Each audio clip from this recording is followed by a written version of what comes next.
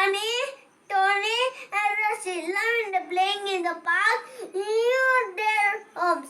It suddenly begins to rain. The children run to Tony's house. We cannot go out to play. What do we do now? You can do drawing and coloring. Just then, a blue one comes into the house. It flies around in the room, keeping a bird in a box. Oh, we must not do that. It will be sad. Soon, the sun comes out. Clouds are gone.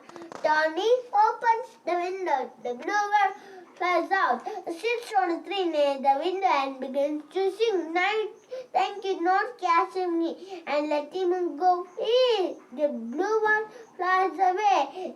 Story to the other birds.